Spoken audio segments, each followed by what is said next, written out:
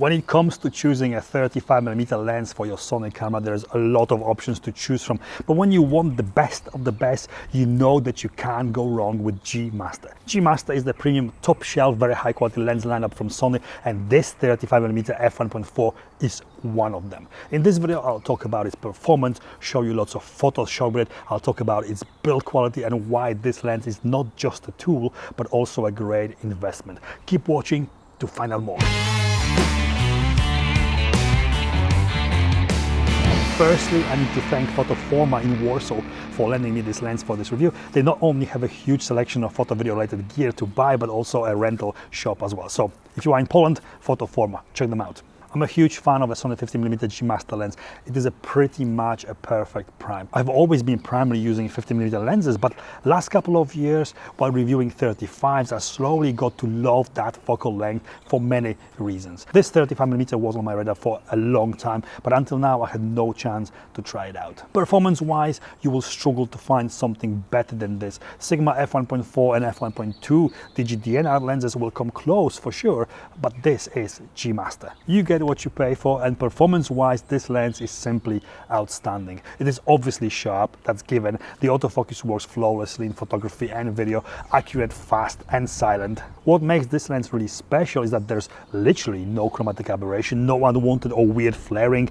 Bokeh is as creamy can get, and overall, there's very little to complain about, if anything at all. This is very rare with a lens, especially wide aperture prime like this. 35mm focal length is great for a lot of applications. Not too wide, but wide enough, just the perfect prime for everyday usage when you do want to get more in the frame, but also to be able to shoot natural looking portraits, for example. As with all 35s, closer you get to your subject, more distortion can be seen. Distortion usually associated with wide angle lenses. This is probably the most noticeable when shooting people, but not only. This lens has got it really nicely under control though. Minimum focusing distance is only 27 centimeters when autofocusing, and a little bit closer, 25 centimeters when doing it manually.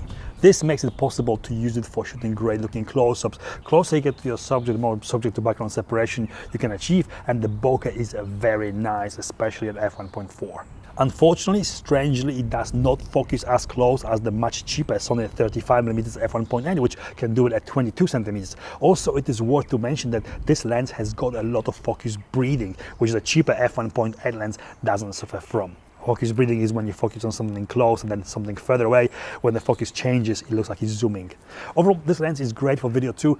Autofocus works well, and its size and weight make it perfect for all day long handheld or gimbal shooting. Build, not bad size for f1.4 premium quality at 35mm. It weighs respectful 524 grams. It is lighter and smaller than the Sigma 35mm f1.4 DigiDNR.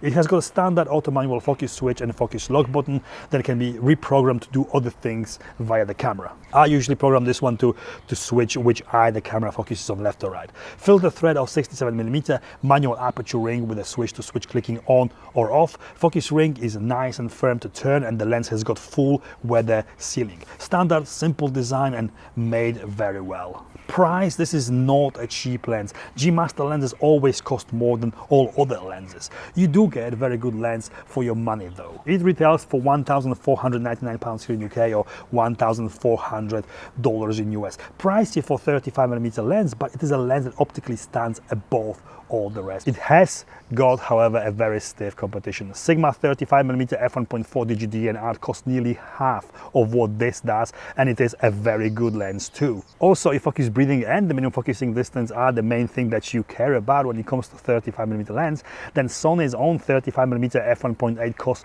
less than a third. It's not as good lens overall, but still very respectful in its own right, and it has literally no focus breathing. This is, however, a G Master lens, and there's more to it. It is a status symbol and an investment. If you are seen with one of these, you've made it. They also keep their value very well, so you won't lose as much if you decide to sell it in the future. Is it good value for money? Possibly. Is it the best 35mm that I have ever used?